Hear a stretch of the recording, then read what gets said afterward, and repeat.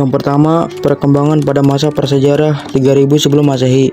Zaman prasejarah adalah zaman di mana manusia belum mengenal tulisan.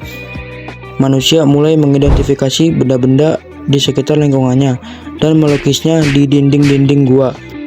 Komunikasi antar manusia dilakukan dengan tanda dan isyarat tertentu, seperti mimik muka, gerakan tangan, api, dan asap. Teknologi informasi belum menjadi teknologi massal. Yang kedua yaitu perkembangan pada masa sejarah. Pada tahun 3000 sebelum Masehi, di mana di sini masih menggunakan simbol-simbol khusus atau tertentu seperti tulisan piktograf yang dikembangkan oleh bangsa Sumeria dan hieroglif yang dikembangkan oleh bangsa Mesir.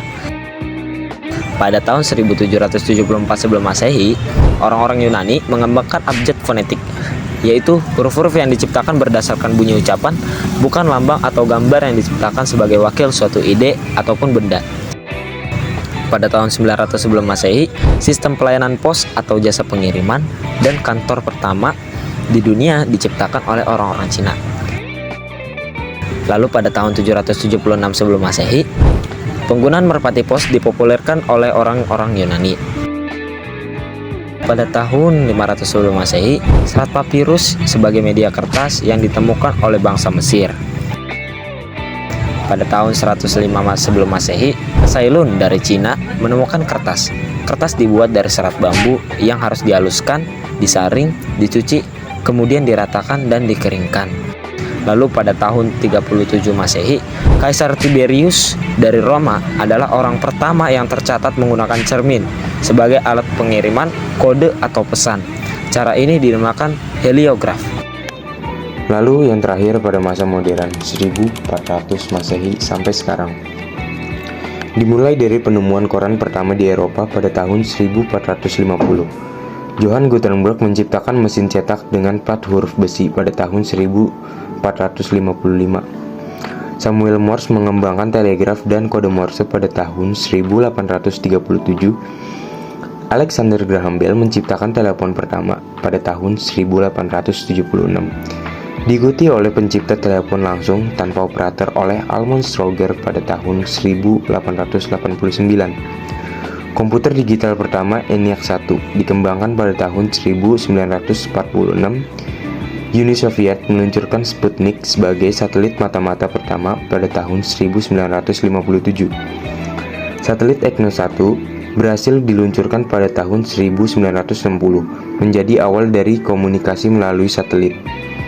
Disket pertama diciptakan pada tahun 1971, seiring dengan pengenalan istilah internet pada tahun 1973. IBM menjual komputer-komputer perseorangan pada 1981, mempopulerkan istilah PC. Komunitas internet dibentuk pada tahun 1992, diikuti dengan memperkenalkannya istilah World Wide Web atau WWW oleh CERN. Layanan internet untuk umum mulai muncul pada tahun 1994, termasuk layanan dari Yahoo.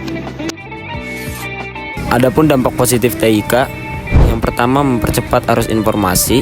TIK memungkinkan informasi dapat disebarkan dengan cepat dan luas melalui internet.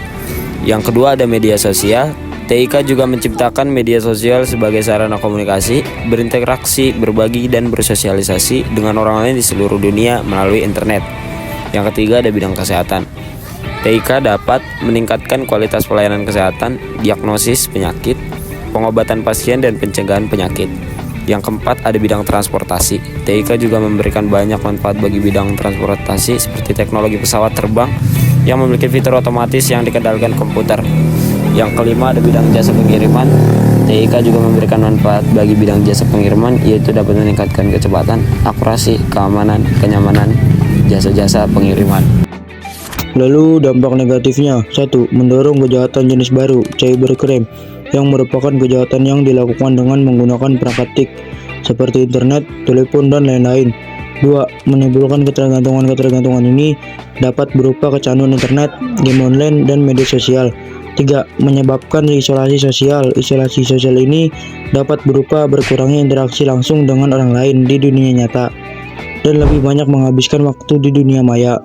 4. Menyebabkan degradasi moral dapat berupa penurunan nilai-nilai etika norma dan agama